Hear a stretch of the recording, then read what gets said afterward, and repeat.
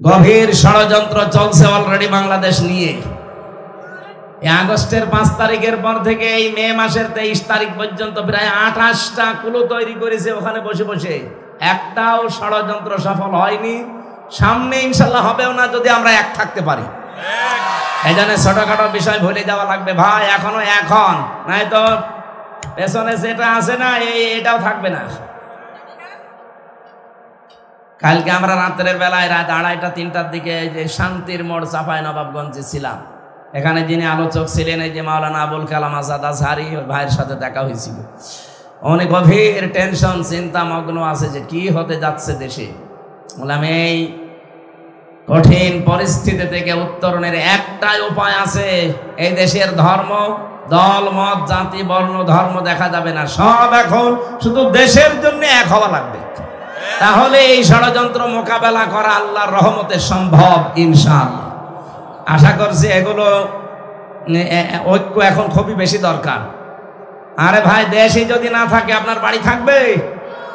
আমি আবার বাড়িতে এখন ঘুমিয়ে থাকতে পারতাম না? দেশের মানুষকে সচেতন করা আমার দরকার কি? আমি দেখতে পাচ্ছি দেশই না থাকলে আমার কুষ্টিয়ার বাড়িও থাকবে না। জালেম হয়ে গেলে কি হয়? আমি তো হানিফের বাড়ি দেখলাম, দেখেছেন হানিফের বাড়ি একেবারে মাটির সাথে মিশিয়ে দিয়েছে, হালকা পাতলা যাই ছিল। এই ফেব্রুয়ারির 5 তারিখে আযাবুল বুলডোজার নাজিল হয়ে সব শেষ। আজ আগামী থেকে আমাদের এরকম কোন অবস্থা যেন না হয়, এই জন্য এখনই ঐক্যবদ্ধ হওয়া লাগবে। একটু সুর তুলেছিল যে প্রধান উপদেষ্টা ডক্টর ইউনূস পদত্যাগ করবেন বলে মন স্থির করেছে, এখনো করেনি, শুধু করবেন বলে একটা আশ্বাস দিয়েছিলেন। এই আশায় অনেকেই জামাত আর বিএনপির বাড়ি ঘর অলরেডি ভাঙা আরম্ভ করেছিল ব্রাহ্মণবাড়িয়া। খালি সুর তুলে যদি এই হয় তাহলে কি হয়তো চিন্তা করতে পারেন। এখানে সব ভুলে যান, আবার ওই ডাল বারু ট্রাক সামনে দিয়ে দেবে, তখন ওই 16 বছর না 32 বছরও শোনাতে পারবেন না। চ্যানেলটি সাবস্ক্রাইব করে আমাদের সঙ্গেই থাকুন।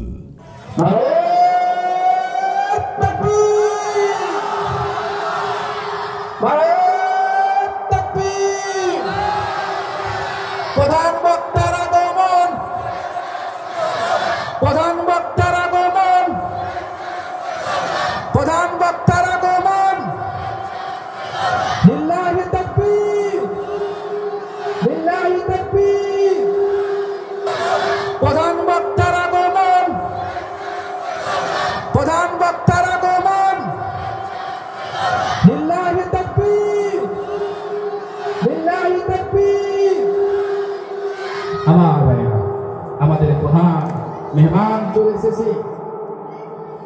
আমি শুধু আপনাদেরকে একটা পয়েন্ট বলতে পেরেছি। আউযু বিল্লাহি মিনাশ শাইতানির রাজীম।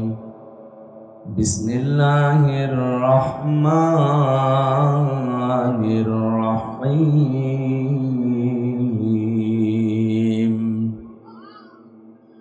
ওয়াযকুর ফিল কিতাবি ইব্রাহিম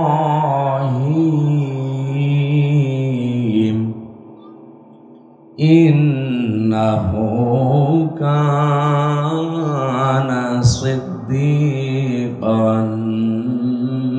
নাবিয়্যা। واذكر في الكتاب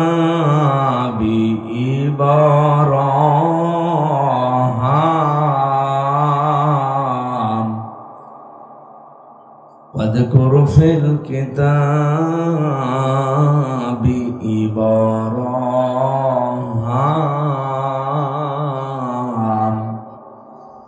إنه كان صديقا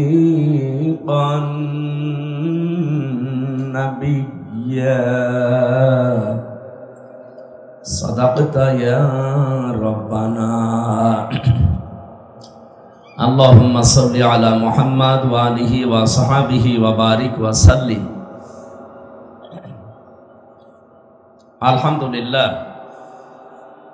চাঁপাইনবাবগঞ্জ জেলার ঘোড়াপাখিয়া ঐক্য পরিষদ তাফসীর কমিটি কর্তৃক আয়োজিত 14তম বাৎসরিক 2 দিন ব্যাপী বিশাল তাফসীরুল কোরআন মাহফিলের সমাপনী রজনীর স্বনামধন্য সভাপতি আলেমে দ্বীন হাফেজ মাওলানা ইউসুফ আলী, মাহফিলের প্রধান অতিথি, মা মাটি মানুষের সন্তান, অত্র এলাকার সর্বজন শ্রদ্ধাভাজন ব্যক্তিত্ব বিশিষ্ট ইসলামিক চিন্তাবিদ, রাজনীতিবিদ,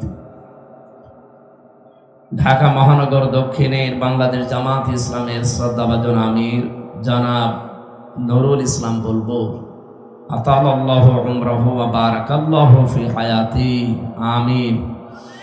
মাহফিলের বিশেষ অতিথি, বিশিষ্ট ইসলামী চিন্তাবিদ, শিক্ষাবিদ জনাব শাহজাহান আলী বিশ্বাস, দামাত বারকাতুহুমুল আলিয়া।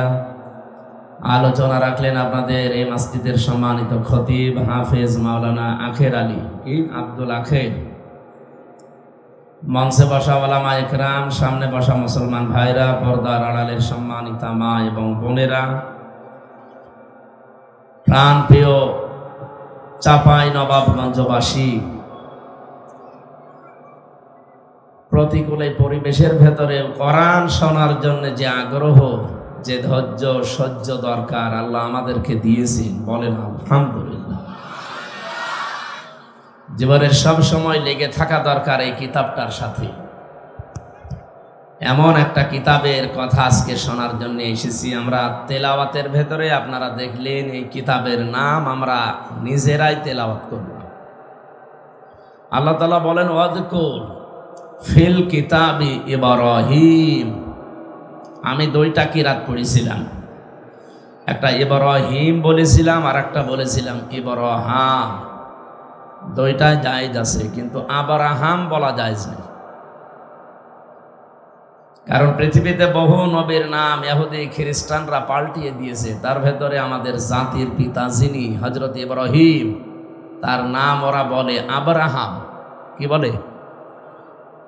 আমি বাইরের দেশগুলোতে যখন যাই, যে কিছুদিন আগে ছিলাম, ইহুদিদের সাথে খ্রিস্টানদের সাথে মিশলে ওদেরকে যদি বলা হয় যে আপনার নাম কি, নাম বলার পরে যদি বলে আপনার নবীর নাম কি, নবীর নাম ওরা পরিবর্তন করে ডাকে। ইহুদিরা নবীর নাম বলে জোসেফ। জোসেফ মানে মুসা আলাইহিস সালাম। খ্রিস্টানরা তাদের নবীর নাম পাল্টিয়ে বলে যিশু। যিশু মানে ঈসা আলাইহিস সালাম। এই এলাকায়ও খ্রিস্টান আছে, আপনারা তো ভালোই জানেন। এইভাবে আমাদের আল্লাহর পক্ষ থেকে ঘোষণা দেওয়া মুসলিম জাতির পিতা মিল্লাতা আবিকুম ইব্রাহিম হুয়া সাম্মাকুমুল মুসলিমিন। আল্লাহ তাআলা বলেন তোমাদের জাতির পিতা হিসাবে আমি একটা নাম উচ্চারণ করলাম। আল্লাহ নিজে নাম উচ্চারণ করলেন। নাম কি? ইব্রাহিম, ইব্রাহাম। হুয়া সাম্মাকুমুল মুসলিমিন, হুয়ার ফাইল কর্তা দুইজন। একদিকে হযরত ইব্রাহিম হতে পারেন, দুই নম্বরে আমাদের আল্লাহ। তাফসিরে মারিফুল কোরআনে দুইটা নামই আছে। আল্লাহ অবশ্যই আমাদেরকে বানিয়েছেন, সেই হিসাবে প্রত্যেকটি সৃষ্টির নাম তিনি দিয়েছেন। আমাদের নাম তিনি মুসলিম জাতির এই নামটা তিনি দিয়েছেন। হওয়ার দ্বিতীয় নম্বর কর্তা বা ফাইল আমাদের পিতা। যেহেতু পিতা হিসাবে প্রায় 13টা দায়িত্ব পালন করা লাগে সন্তানের উপরে। খালি জন্ম দিয়ে ছেড়ে দিলেই হয় না, কয়টা দায়িত্ব পালন করা লাগে? 13টা। তার 1 নম্বরে দায়িত্ব, সন্তান হলে তার একটা অর্থবোধক নাম রাখা লাগে। আর আমাদের এমন একটা অর্থবোধক নাম আমাদের বাবা দিয়েছে, কি নাম? মুসলিম। বলেন বলেন। আমরা এখানে বহু বাবা আছি, সন্তানের নাম এমন রাখে, ওই নামের প্রভাব জীবনে তখন পড়ে আর কন্ট্রোল করা সম্ভব হয় না। মানুষের নাম কিন্তু মারাত্মক একটা বিষয়। দেখবেন পৃথিবীতে মানুষের নামের প্রভাব তার জীবনে পাওয়া যায়। আমি জেলখানায় থাকতে কয়েকটা শীর্ষ সন্ত্রাসীর সাথে ছিলাম কিছুদিন। ওরা আমাকে প্রথমে নিয়ে ওদের সাথে রেখেছিল। তার ভেতরে 1 নম্বরে ছিল সুইডেন আসলাম। নাম শুনে বোঝা যাচ্ছে যে আল্লাহর ওলি কেমন।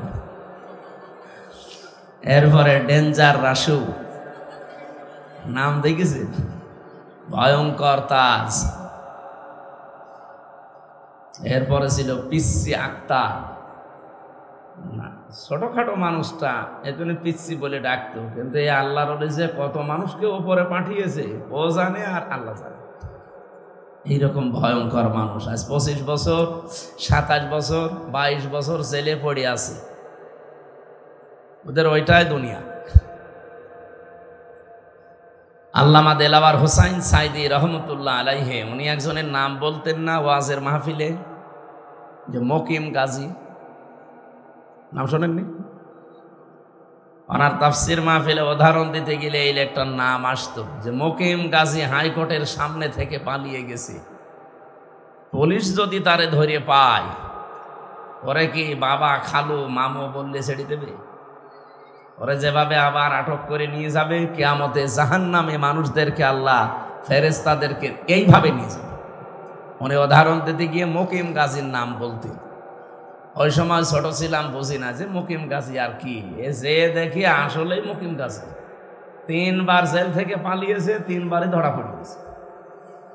আল্লাহর ওলির একদিন জিজ্ঞাসা করলাম, ভাই আপনার কয় বছর জেল? বলছে 160 বছর। আপনি 160 বছর জেল, আপনি কি বের হবেন? হব না মানে হুজুর দোয়া করেন। আমি দোয়া করবো আর আপনি 160 বছর পরে বের হয়ে চলে যাবে, আপনি বাঁচবেন অতদিন? অথচ আজ 40 বছরও জেলখানায় আছে। নামের প্রভাব পাওয়া যায় মানুষের জীবনে। আমাদের নাম, আমাদের মাবুদ যিনি, তিনি যেমন সুন্দর রেখেছেন। দ্বিতীয় ব্যাখ্যা, যেহেতু আমাদের বাবা এর ফাইল হতে পারে, আমাদের শিক্ষা নেওয়া দরকার। সন্তান হলে এমন একটা সুন্দর নাম রাখবেন যার প্রভাব তার জীবনে পাওয়া যায়। আপনি যদি নাম রেখে দেন, মনে করেন নাম রেখেছেন ডেঞ্জার। ডেঞ্জার মানে কি? বিপজ্জনক, ভয়ঙ্কর। এই জন্য নাম বুঝে শুনে রাখবেন। আমরা দেখি এদেশে বহু মুসলমান এ বিষয়ে সচেতন না, এমন নাম রাখে ও কি মুসলমান না হিন্দু ও ছাতা বোঝা যায় না। বলেন তো, যিনি পালিয়ে গেলেন তার যে 2টা ছেলে মেয়ে, এই 2টা ছেলে মেয়ের নাম শুনে আপনি কি বুঝবেন? পুতুল, জয়, বলেন আপনি কি বুঝবেন? সে কোন জাতি বুঝবেন আপনি? আপনি নিজেই বলেন। একটা অর্থবোধক নাম রাখা যায় না? নিজের নামটা তো ভালোই রেখেছিল, শেখ হাসিনা মানে বুড়ো সুন্দরী। শেখ মানে বুড়ো, হাসিনা মানে সুন্দরী। আসলে তো বুড়ো সুন্দরী। এমনি আমার দাদা পাগল হয়ে গেছে না? বলেন কি আশ্চর্য বিষয়! এই 15.5 বছরে ধোকা দিয়ে বোকা বানিয়ে রেখেছিল আমাদের, যে আমাদের স্বামী স্ত্রীর সম্পর্ক। তা আপনার সাথে স্বামী স্ত্রীর সম্পর্ক হয় কি করে? হ্যাঁ, আপনি কি এখনো মুসলমানি দিয়েছেন? আর আপনার যে বয়স, এই বয়সে মুসলমানি দেবেন, আপনি হাজাম পাবেন কোথায়? ওনার যে বয়স, এই বয়সে এখন বুড়ো হাজাম লাগবে না? আপনি ছোটখাটো হাজাম নিয়ে যাবেন, ও লজ্জায় বলবে সি। সুতরাং দাদা যদি এখন এই শেষ বয়সে এসে মুসলমানি দিতে রাজি হয়, তাহলে বুড়ো হাজাম আমরা খুঁজি, উনি মুসলমানি দিক। এরপরে বিয়ের কথাবার্তারা এগুলো নেই। এই হকার এক সাংবাদিক আছে ওই দেশে, ময়ূখ। ও কিছুদিন পর পরে আমার মনে হয় ওরে পাগলা কুত্তায় কামড় দেয়। কি বলে দেখেছেন? বলছে এ দেশ আর থাকবে না, এ দেশ শেষ হয়ে যাবে। ওই ফেনী চট্টগ্রামের মাঝে যে চিকন বর্ডার আছে, এখান থেকে নাকি সেট করে ওই জায়গাটুকু ওনারা নিয়ে নেবে। আরে ভাই, আপনারা কি যৌতুক নেবে? আর মেয়ে তো পালিয়ে গেছে, যৌতুক কিসে? পালানো মেয়ের কোনো যৌতুক হয়? বিয়ে তো মানি না, জামাইও মানি না, বিয়ে মানি না। বিয়ে জামাই মানবো সেই দিন, সেই দিন অন্তত যৌতুকের জন্য কিছু চাইলে হালকা পাতলা দিতে পারে। তারপরও কথা আছে, আমাদের যে ধর্ম, এ ধর্মে তো যৌতুক দেওয়া জায়েজ নেই। যদিও চাঁপাইনবাবগঞ্জে অনেক মুসলমান এখনো মনে হয় যৌতুক নেয়। আছে এলাকায় আছে? যৌতুকের টাকা না নিয়ে পায়খানা করে খেয়ে ফেলবে। না না, আমি হাসির জন্য বলি না। পায়খানা করে খেয়ে ফেললে একটা গুনাহ হবে। কয়টা? যৌতুক নিলে ডবল গুনাহ হবে। একটা তো কবিরা গুনাহ আর একটা জুলুমের গুনাহ। যারা যৌতুকের জিনিসপত্র, টাকা পয়সা, মোটর সাইকেল, ফ্রিজ, টিভি যাই নিয়েছেন, আজকে শেষ করে যে ফেরত দেওয়া লাগবে। ফেরত দেবেন কারা? ফেরত দেবেন কারা? হাত তোলেন তো দেখি। এলাকায় মনে হয় এই প্রচলন নেই, আলহামদুলিল্লাহ। সম্মানিত ভাইরা, আমরা কোরআনে কারিম থেকে যেহেতু কথা বলার জন্য বসেছি, এই বিষয়টা কোরআনে আছে, হাদিসে আছে, এই জন্য টাচ দিয়ে দিলাম। যৌতুকের বিষয়ের সাথে মুসলমানদের সম্পর্ক নেই, এটা আছে হিন্দুদের সাথে। ওরা বিয়ের দিন মেয়েকে যা পারে একবারে সব দিয়ে দেয়। আমাদের ধর্মে কি ওইটা আছে? বলেন বলেন। ওনারা ওনাদেরটা মেনে চলুক, আমি নিষেধ করি না, কিন্তু আমাদেরটা আমরা যেন উলট পালট করি না ফেলি। বিশ্বনবী নিজে কোনোদিন বিয়ে করতে যৌতুক নিয়েছিলেন? আরো জোরে বলেন। এমনকি কোন বিয়েতে তার 11টা বিয়ে, 13টার নাম শুনি আমরা। 11টা তো বিয়ে, 2 জন দাসী। বলেন কোন দিন তিনি একটা বিবাহে কোন বরযাত্রী সাথে করে নিয়ে গেছে? চাঁপাই নবাবগঞ্জে বরযাত্রী যাওয়ার সিস্টেম নেই না, এটা ইসলাম না, এটা হিন্দুদের কালচার থেকে এসেছে। ওই জন্য আজকে থেকে যারা এরকম কোন জায়গায় দাওয়াত পান যে চলেন বরযাত্রী যায়, মুখের উপরে মানা করে দেবেন না।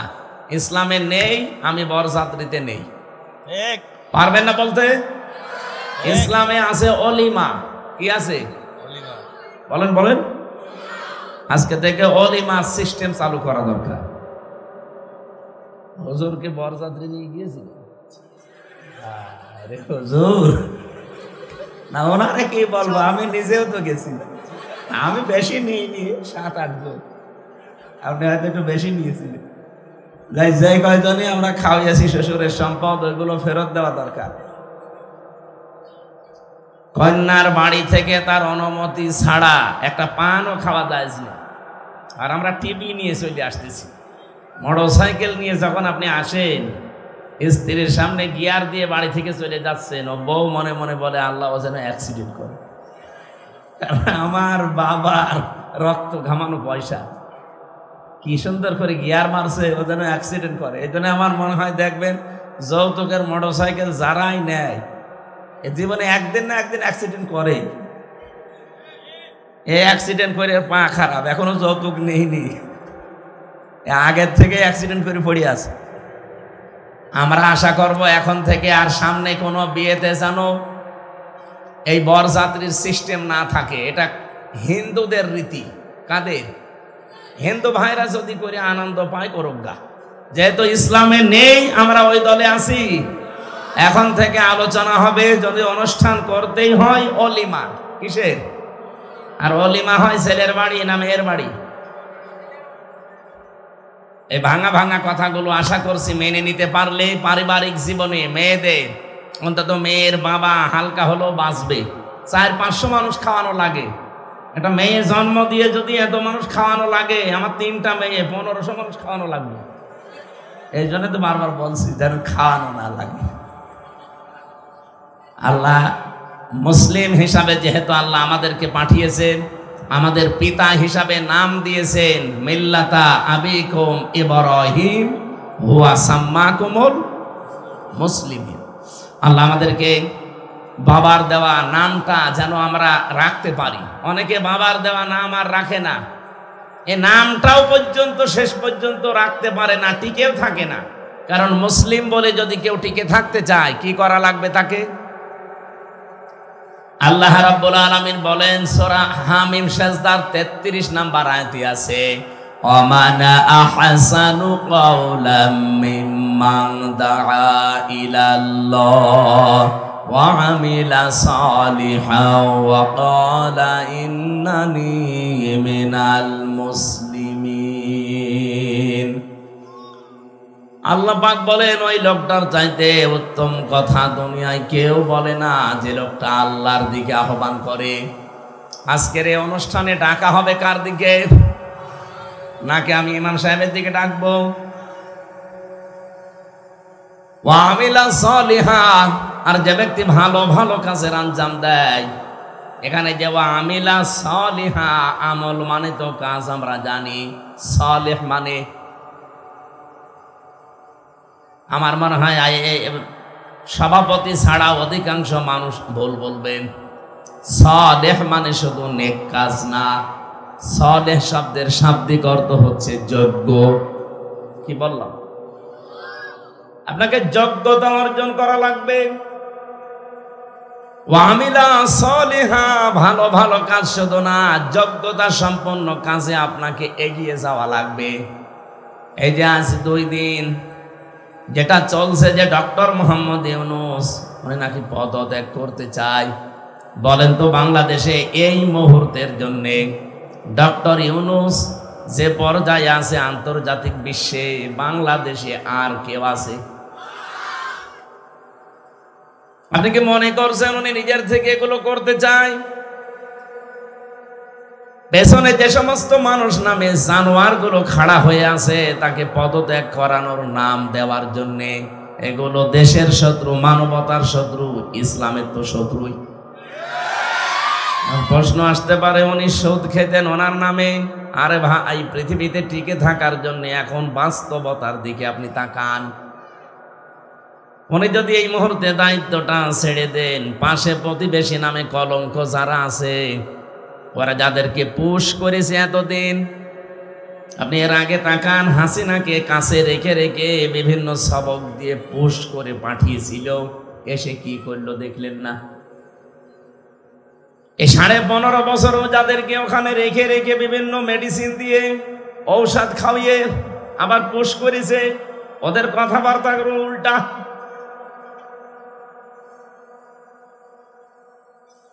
আন্তর্জাতিক বিষয়গুলো মোকাবেলা করার জন্য এই দেশে কেউ এখন জায়গায় দাঁড় হওয়ার মতো নেই। ওই লোকটার চেহারার দিকে তাকিয়ে এই পৃথিবীতে এখন 1000 বিশ্ববিদ্যালয় আছে যেগুলো লিস্টেড, বাংলাদেশের একটাও সেই তালিকায় নেই। আপনার রাজশাহীও নেই, ঢাকা ভার্সিটিও নেই, কুষ্টিয়া বিশ্ববিদ্যালয়ও নেই। আমি মালয়েশিয়া ছিলাম, মালয়েশিয়াতে এই বাংলাদেশের চাইতে 5 ডবল বড় ওই দেশটা।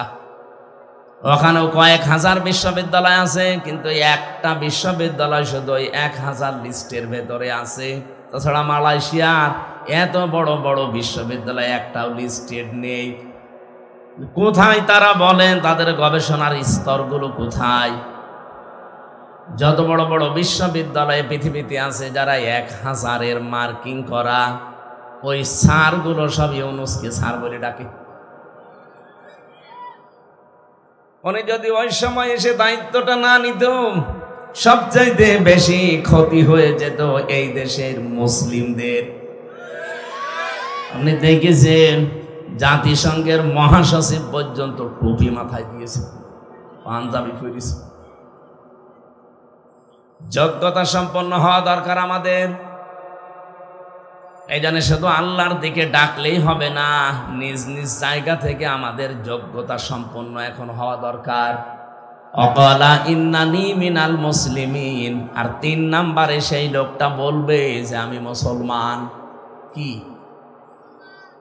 চাঁপাইনবাবগঞ্জবাসী, বাংলাদেশের সাতক্ষীরা আর চাঁপাই, এই 2 জেলা স্বতন্ত্র। এখানে ইসলামী মাইন্ডের লোকজন বেশি এবং অত্যাচারও এই 2 জেলায় বেশি হয়েছে।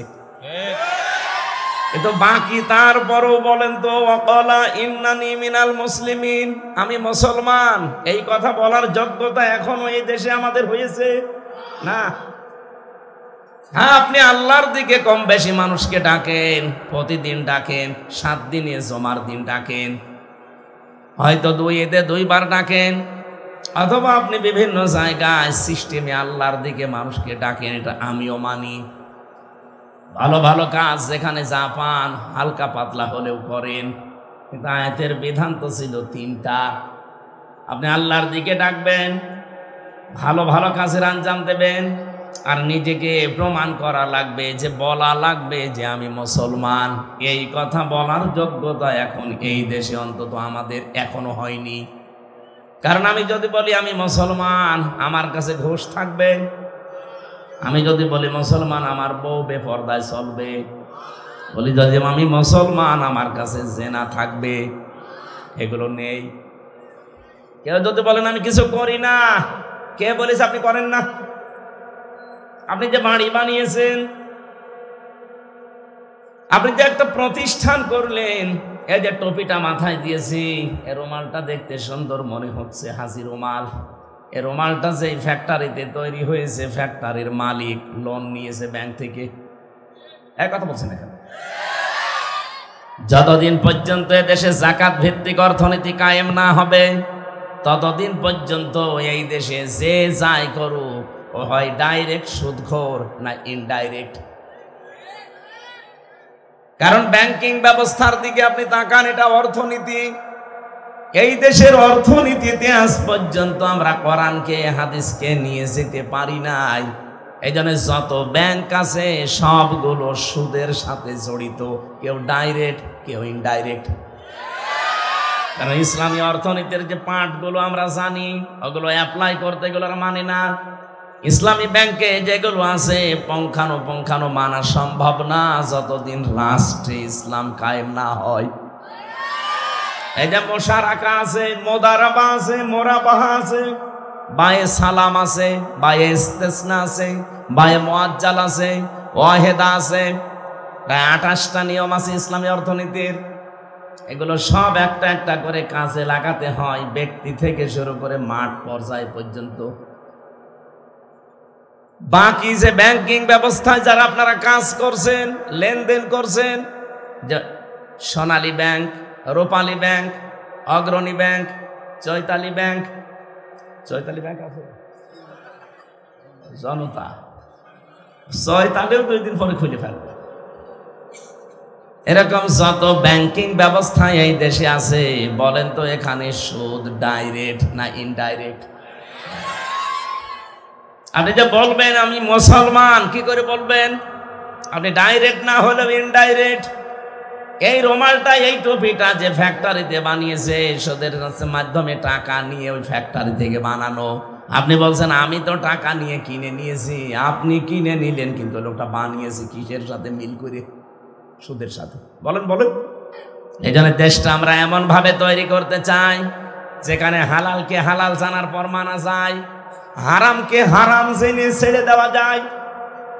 এই জন্য হাদিস হচ্ছে মান ক্বারাল কুরআনা ফাস্তাযহারাহু ফাহাল্লা হালালাহু ওয়া হাররামা হারামাহু আদখালাহুল্লাহুল জান্নাহ। এই পৃথিবীর ময়দানে যে ব্যক্তি কোরআন পড়ে আর কোরআনকে ইজহার করার জন্য চেষ্টা করে, এখানে ইজহার শব্দের বাংলা অর্থ হচ্ছে বিজয় করা। কোরআনকে পড়ার পরে যারা কোরআন বিজয় করার জন্য চেষ্টা চালাবেন, এই শব্দের ব্যাখ্যা করতে গেলে এই এলাকায় বহু মানুষ আছে, তারা উল্টাপাল্টা ফতোয়া দেয়।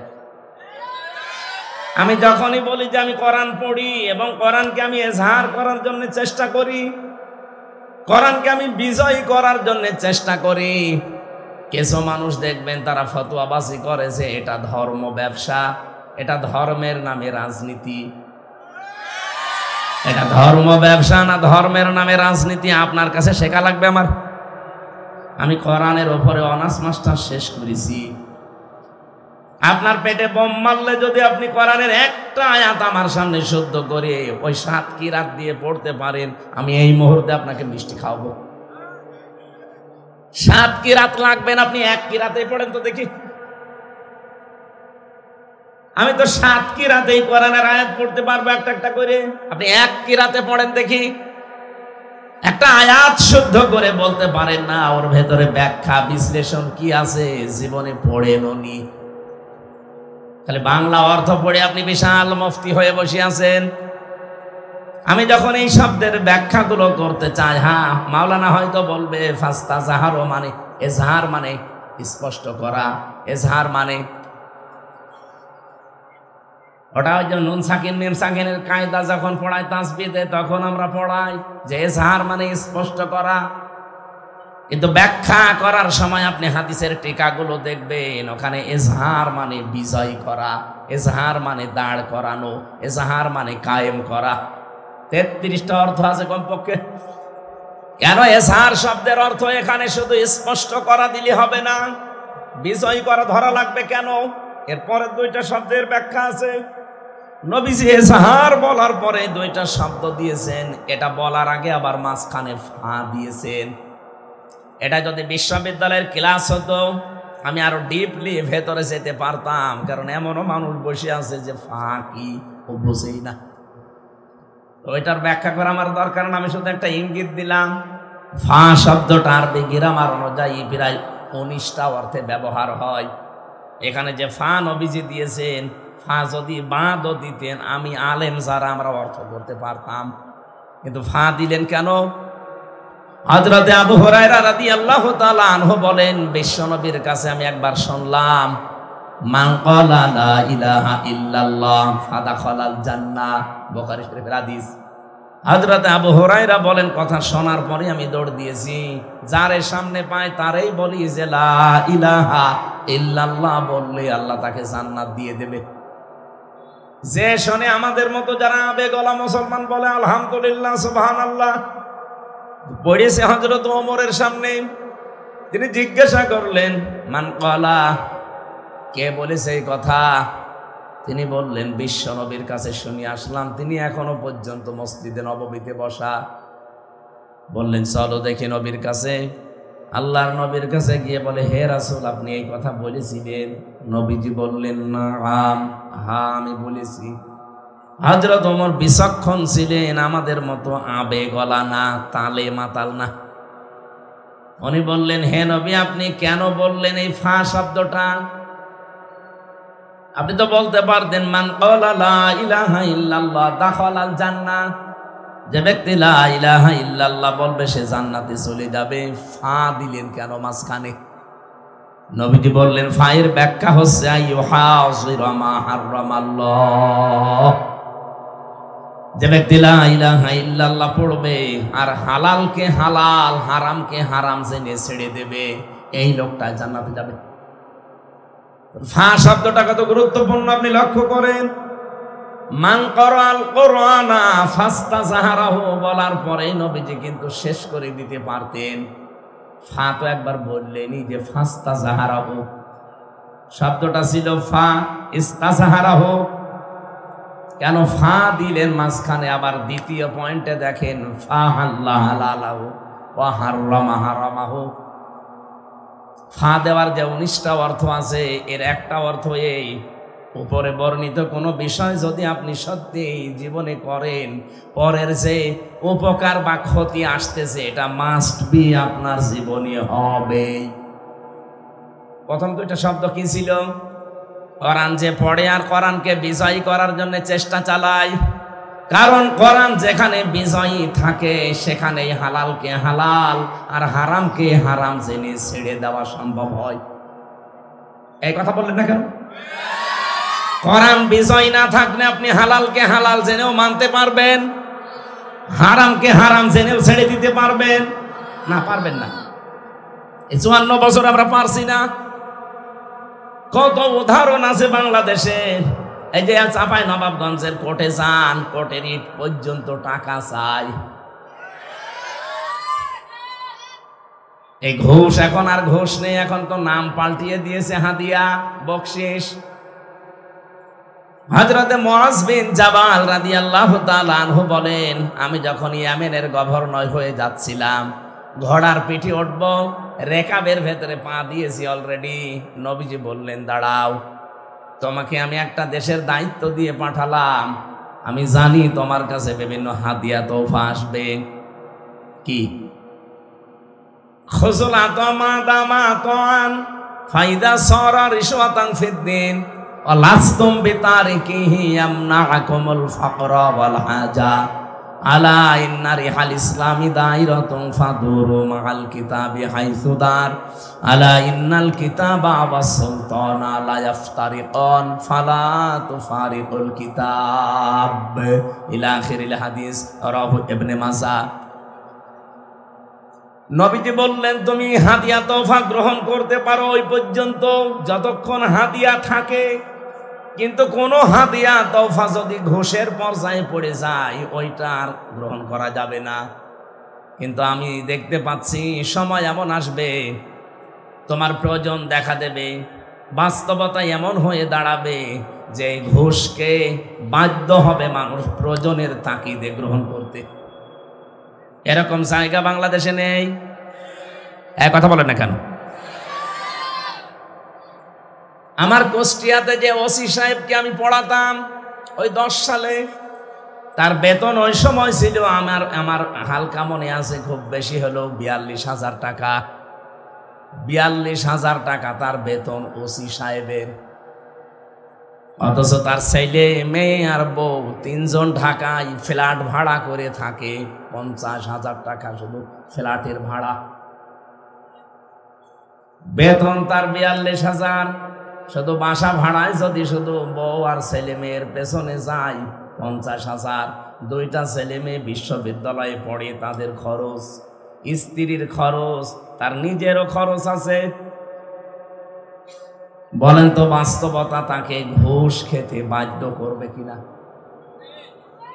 নবী যদি এমনি বলেন নাই, ওয়ালাস্তুম বিতারিকিহি ইয়ামনাকুমুল ফাকর ওয়াল হাজা, তোমার প্রয়োজন এবং বাস্তবতা তোমাকে বাধ্য করবে, ওই নিষেধটা তুমি আর মানতে পারবে না। তখন আমার তো মনে হচ্ছে 1500 বছর আগের কথা নবীজি কেবল 10 সালে বলে গেল। কথা বলে না কেন? আপনি এই লোকটার দিকে তাকিয়ে বলেন তো, সে যদি ভালো হওয়ার চেষ্টাও করে কিন্তু ভালো হতে পারছে না, তাহলে তার বউ আর ছেলে মেয়েকে ঢাকায় রাখা ওই সময় চলবে না, হয় কুষ্টিয়ায়, নাই তার বাড়ি গোপালগঞ্জে ছিল, গোপালগঞ্জে রাখা লাগবে, যেখানে 5-7 হাজার টাকা হয়তো বাসা ভাড়া, খুব বেশি হলো খাবার দাবার দিয়ে ছেলে মেয়ে নিয়ে 30,000-এর ভেতরে শেষ। এইরকম জায়গায় রাখলে সে চলতে পারবে। কিন্তু তার যে স্ট্যাটাস, তার যে মানে যেভাবে সে চলাফেরা করে, তার ছেলে তার মেয়ে তার বউকে যেভাবে তুলেছে, ওই জায়গায় রাখতে হলে কমপক্ষে 1.5 লাখ টাকা মাসে উপায় করা লাগবে। তার প্রয়োজন দেখা দিয়েছে, বাস্তবতা সে সম্মুখীন হয়েছে। এই জন্য সে কোরআন শরীফ পড়তো আমার কাছে জমার দিন, আর মাঝে মাঝে দেখতাম তার কাছে হাদিয়া আসতো। একবার হাদিয়া এসেছে 10 লাখ টাকা। হেরোইন ধরা পড়েছিল, হিরোইন। বাংলাদেশের 2টা থানায় সবচেয়ে বেশি ক্রাইম হয়, একটা কুষ্টিয়ার মডেল থানায় আর একটা সিলেটের বিশ্বনাথ থানায়। কারণ মাল পানি আসে তো বাইরে থেকে। হেরোইন 1 কোটি টাকার ধরা পড়েছে। ওই লোকটা এসে ব্যাগ নিয়ে বলছে, স্যার আমার এইটা নেন আর ওই জিনিস ছেড়ে দেন। আমার দিকে তখন আমি পড়াচ্ছিলাম সূরা বাকারার ওয়ালা তাকুলু আমওয়ালাকুম বাইনাকুম বিল বাতিল, আয়াতটা। আমার দিকে তাকিয়ে বলছে, হুজুর এটা নেবেন মানে আপনার পড়ালাম কি? আর আজকে এসে ভাগ্যে চক্রে ঘুষের আয়াত পড়িছে। হুজুর এটা তো ঘুষ না, এটা হাদিয়া। হ্যাঁ, আমারে ফতোয়া জিজ্ঞাসা, হাদিয়া আপনার সরকার হাদিয়া দেয় না, আপনার বেতন তো মাসে মাসে ঠিকই আসে, ওইটা আপনার জন্য বৈধ। এইটা এখন আর হাদিয়া নেই, এটা ঘুষের পর্যায়। ওই সময় দেখলাম আমার সামনে লোকটাকে গরম দিল, আমি কোরআন শরীফ পড়ছি আর তুমি ঘুষ দাও, তাড়িয়ে দিল। পরবর্তীতে নিয়েছে কিনা আমি জানি না। তো এইরকম হাদিয়া তোফা যদি মাসে অন্তত 5টা আসে, ওর বেতন নেওয়া লাগে। 5টা আসলে মনে করেন 50 লাখ, 10 লাখ করেও যদি দেয় আরো বেশি আসে। কারণ ওই 2 থানায় যদি ওই সময়ে জানতাম যে বাংলাদেশে কয়েকটা থানা আছে, যদি ঢাকা থেকে বদলি হয়ে কেউ এই সমস্ত থানায় আসতে হয় কমপক্ষে 50-60 লাখ টাকা উপরওয়ালাকে দেওয়া লাগে।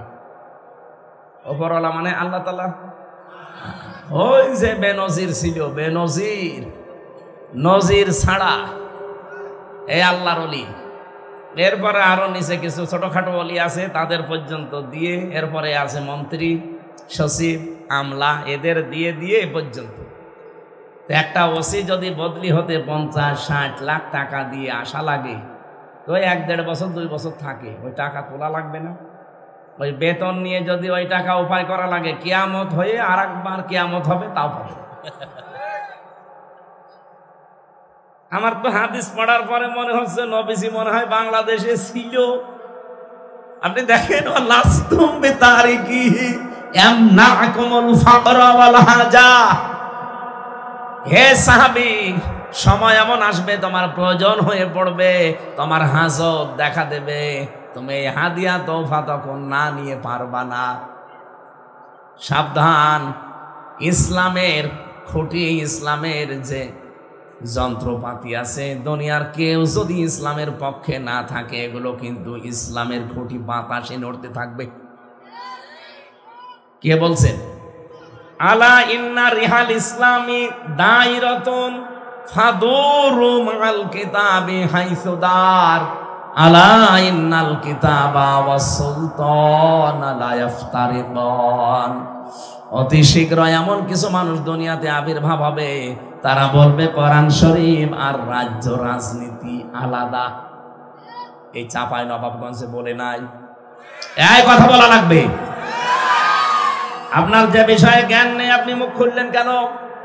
ওয়ালা তাকফু মা লাইসা লাকা বিহি ইলমুন। যে বিষয়ে জানো না কথা বলবা না। কে বলছেন? বলেন বলেন। ইন্নাস সামআ ওয়াল বাসারা ওয়াল ফুআদা কুল্লু উলাইকা কানা আনহু মাসউলা। তোমার অন্তর, তোমার কান, তোমার চোখ কিয়ামতের দিন সব আমার আল্লাহর কাছে জিজ্ঞাসিত হবে। যে বিষয়ে জানো না ও বিষয়ে কথা বলা জায়েজ নেই। এ ফতোয়া কার?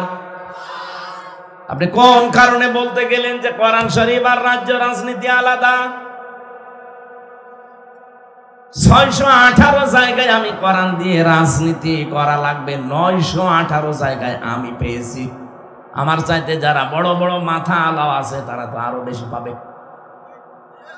আপনার শুধু মাথায় আছে, মাথার ভেতরে মনে হয় মগজ নেই, শুধু গোবর আছে। এই কারণে আপনি এই কথা বললেন। শেষের কথা ছিল কি? ফালা তুফারিকুল কিতাব। সাবধান, কিতাবের রাজনীতি থেকে জীবনেও তোমাকে আলাদা করবা না। কারণ তুমি একটা দায়িত্ব নিয়ে যাচ্ছ দেশের, একটা এলাকার। চাপাই নবাবগঞ্জবাসী যে কথা বলতে চায়, কোরআন যদি এই দেশে এজহার না হয়, বিজয় না হয়, আল্লাহর কসম আপনি হালালকে হালাল জেনে মানতে পারবেন না, হারামকে হারাম জেনে আপনি ছেড়েও দিতে পারবেন না। বাস্তবতা, প্রয়োজন এবং হাজত আপনাকে বাধ্য করবে। আমার এই গাড়িটা এই চাপাই থেকে যদি আমি রাত 11:30টায় এখানে ছেড়ে দেই, কুষ্টিয়া পর্যন্ত যেতে কমপক্ষে 3-4 জায়গায় আটকাবে পুলিশে। সব ঠিক আছে, গাড়ির কাগজপত্র, ড্রাইভিং লাইসেন্স, গাড়ির রোড পারমিট সব ওকে, ড্রাইভারের ড্রাইভিং লাইসেন্সও আছে। তারপরেও কাজ খুলে দিলে বলবে হুজুর দোয়া চাই। যদি বলি দোয়া করে আসলাম, না, যে দোয়া নিয়ে আসলেন ওই দোয়া দিয়ে যান। এখন যেহেতু তারা রাত জেগে আছে, বলেন তো যদি 1000-2000 করেও দেওয়া লাগে, 7-8 জন করে থাকে, এই 2000 করে যদি 1-5 জায়গায় দেওয়া লাগে, খালি দোয়াই দেওয়া লাগবে 10,000। এখন ওদের উপর রাগ করেই করবেন কি? ওরা বলে ফেলে হুজুর রাগ করবেন না, কারণ এই দোয়া শুধু আমরা একা নেই না, এই দোয়া আবার উপরে দেওয়া লাগে। এরকম যতগুলো গাড়ি থেকে আমরা দোয়া পাই, অতি রাতে যদি অন্তত 50,000 টাকা দোয়া পাই, উপরে আমার 30,000 চলে যায়, আর আমরা এই ছোটখাটো গুলো 20,000 দোয়া খাই। এখন ওরা যদি চেষ্টা করে যে না আমি ওইসব ঝামেলাই নেই, আমি লা ইলাহা ইল্লাল্লাহ, কাউকে কিছু বলবো না, কোনো গাড়ি ধরবো না, হবে? গাড়ির চাকরি থাকবে না এমন জায়গায় বদলি করে দেবে, পুলিশ লাইনে রেখে দেবে, থাক সুবহানাল্লাহ পড়। না, হচ্ছে না। যতদিন কোরআন বিজয় না হবে আপনি পারবেন না। আর এইটার জন্যই এত কথা বলা হয়, আর আপনারা উল্টা দিকে নিয়ে যান। এত দরকার কি? আরে দরকার কি? 54 বছরে দেখতে পাচ্ছেন না? এখনো পর্যন্ত বলার সৎ সাহস আমাদের হয়নি যে আমি মুসলমান, কারণ আমি মুসলমান এই কথা বললে আমার বউ জীবনও বেপরদায় চলবে না। আমি মুসলমান এই কথা বললে আমার ব্যবসা সুদের সাথে জড়িত হবে না। সে পরিবেশ এখনো হয়েছে। একটা ছাগল বিক্রি করতে চাই, তারপরও মানুষকে চাঁদা দেওয়া লাগে। এই দেশে এখনো আমরা আছি। এটা না আমাদের নাম যে বাবা রেখেছিল কি, হরে কৃষ্ণ হরে রাম, কি রেখেছিল? হুয়া সাম্মাকুমুল মুসলিমিন, আমি তোমাদের নাম সন্তান হিসাবে জাতি হিসাবে রেখে দিলাম কি, মুসলমান। সুতরাং মুসলমান এই পরিচয় দেওয়ার মতো যোগ্যতা এখনো আমাদের দেশে কারোরই হয়নি। এই যোগ্যতা আমরা তৈরি করতে চাই। ৫৬,০০০ বর্গ মাইল এই কোরআন দিয়ে যখন চলবে, কোরআন যখন বিজয় থাকবে, তখন বুক ফুলিয়ে বলা যাবে যে আমি মুসলমান। এই কথা আমরা বলতে চাই না। এইটা যদি কেউ বাধা দিতে আসে, সে ইসলামের শত্রু, মানবতার শত্রু, আমারও শত্রু। আর নত জান্নাতে যেতে চাই না, আমারও যেতে দিতে চাই না। জান্নাতে যাওয়ার বাধা হয়ে যারে দেখবো, হযরতে ওমর যেমন, হযরত ওমরের বাবা এসে শুধু মুহাম্মদ রাসূলুল্লাহর বদনাম করছিল, তিনি একবার দুইবার তিনবার নিষেধ করলেন যে বাবা খাত্তাব, আপনাকে আমি সম্মান করি, কিন্তু নবীজির ব্যাপারে কথা বলবেন না। তারপরও যখন বারবার নবীজিকে গালি দিচ্ছিল, এক কোপ দিয়ে বাবার এই কল্লা আলাদা করে ফেলেছে। এই দেশে আমার মনে হয় এখন ওমরের মতো ভূমিকায় আমাদের আসা দরকার। ইসলাম নিজে মানেন না, মানতেও দিতে চান না, জান্নাতে যাওয়ার বাধা হয়েছে দাঁড়াবে, বাপ হলেও ছাড়বো না। যাই হোক,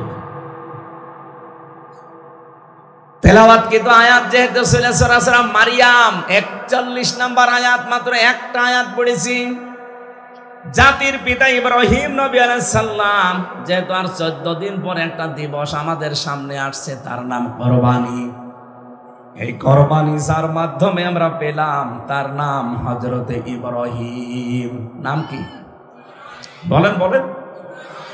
হযরতে ইব্রাহিমকে আমার আল্লাহ স্মরণ করতে বলছেন, ওয়াযকুর ফিল কিতাবি ইব্রাহিম। আর একটা কিরাত আছে, ওয়াযকুর ফিল কিতাবি ইব্রাহিম। বলেন আল্লাহু আকবার। আল্লাহ বলেন এই কিতাবের ভেতরে ইব্রাহিম সম্পর্কে কিছু কথা আছে। হে নবী, আপনি এটা স্মরণ করেন। নবীজিকে স্মরণ করাতে বললেন কেন? ও চাপায় বাসিয়ে দিকে তাকান। এই পৃথিবীতে এই যে শব্দটা প্রথমে আল্লাহ দিলেন অযকুর, যাকারা ইয়াজকুরু শব্দের শাব্দিক অর্থ হচ্ছে স্মরণ করা, জিকির বলে না? এই জিকির থেকে জাল কাফ র অযকুর, এটা আমরের সিগা। হে নবী, আপনি স্মরণ করেন বা বর্ণনা করেন, মানুষকে জানান। কি জানাবেন? ফিল কিতাবি, এই কিতাবের মধ্যে। কিতাবের মধ্যে বলতে আল্লাহ পাক কি বোঝাতে চান? কিতাব মানে পৃথিবীতে কোরআন। কিতাব মানে কি? আরো জোরে বলেন। তাফসীরে ইতকানের ভেতরে পাবেন, এই কোরআনের আল্লাহ ৫৫টা নাম নিজে দিয়েছেন। কোরআন শরীফের নাম কয়টা? ৫৫টা। ১৪ দিন পরে দিবস আসতেছে। দিবস তো আসবে, চলেও যাবে, তা কিছু নেওয়া লাগবে না? কিতাবের ভেতরে, কিতাব মানে কোরআন শরীফ, ৫৫টা নামের ৫৫টার বাস্তব কিছু নাম আমরা আপনাদেরকে শোনাচ্ছি। কোরআনের ভেতরে আল্লাহ সবচাইতে উত্তম নাম দিয়েছেন, তার নাম হচ্ছে কোরআন। নাম কি? ফাযাক্কির বিল কোরআনি মান ইয়াখাফু ওয়াঈদ। রব্বুল আলামিন বলেন, হে নবী, আপনি যখন জিকির করবেন, আলোচনা করবেন, উপদেশ দেবেন, তখন আমার কোরআন থেকে দেবেন। মান ইয়াখাফু ওয়াঈদ, so admonition or by the holy Quran him who fears my threat। যার ভেতরে আল্লাহর ধমকের ভয় আছে, কোরআনের উপদেশ শুনলে তার কাজ হবে। কোরআনের প্রথম নামই কোরআন। ২ নাম্বার নাম হচ্ছে আল কিতাব, যেটা আমি আজকের আয়াতের ভেতরে দ্বিতীয় শব্দে পেয়েছি। ৩ নম্বরে কোরআনের নাম হচ্ছে ফুরকান। ৪ নম্বরে কোরআনের নাম আজ-জিকির। ৫ নম্বরে কোরআনের নাম আত-তানজিল। ৬ নম্বরে কোরআনের নাম মুবিন। ৭ নম্বরে কোরআনের নাম নূর। ৫৫টা নাম আমি পড়েছিলাম তাফসীরে খানের ভেতরে। অন্যতম গুরুত্বপূর্ণ নাম হচ্ছে আল কিতাব। কি কিতাব? শুধু কিতাব আল্লাহ দেয়নি, আলিফ লাম লাগিয়ে নির্দিষ্ট করে দিয়েছেন। এটা দিয়ে বোঝাতে চাই পৃথিবীতে একটাই মাত্র কিতাব আছে, তার নাম কোরআন। আর দুনিয়ায় যত কিছু পান সব হচ্ছে এই কিতাবের ব্যাখ্যা। তাহলে হাদিস এবং যত দুনিয়ায় যত বই লেখা আছে সবগুলো হচ্ছে কোরআনের ব্যাখ্যা। কোন কিতাব কোরআনের শব্দ থেকে গবেষণা করে হয়তো লেখা। আমি আমার গাড়িতে 4টা কিতাব আজকে আমি জেলখানায় থাকতে লিখেছিলাম, 2টার বাইরে থাকতে 2টা, এগুলো সব কোরআনের শব্দের উপরে ভিত্তি করে লেখা। মেয়েদের সম্পর্কে দাম্পত্য জীবনের যে কলহ, মানুষের এই যে স্বামী স্ত্রীর গন্ডগোল লাগে, কেন এর সমাধান করতে হয়, না হলে সংসার টেকে না, কি কি কারণে গন্ডগোল হয় আর কেন, এগুলো কিভাবে পদ্ধতি আছে। আপনি এবার এখানে ফো দিয়ে হবে না, ওই পদ্ধতিগুলো অ্যাপ্লাই করলে পরিবারে শান্তি নেমে আসবে। ওইগুলো একটা শব্দের ব্যাখ্যা করতে গিয়ে লিখেছিলাম সূরা আহজাব 33 নম্বর আয়াতে তাবাররুজ শব্দটা দিয়ে। তাফসিরে এটা খাজেন থেকে নিয়েছি, বেশি 120 পৃষ্ঠা আমি লিখেছি পরিবার নিয়ে। কারণ জেলে যাওয়ার পর এটা আমি উপলব্ধি করতে পেরেছি যে অনেক মানুষ জেল খাটতেছে শুধু বোর কারণে।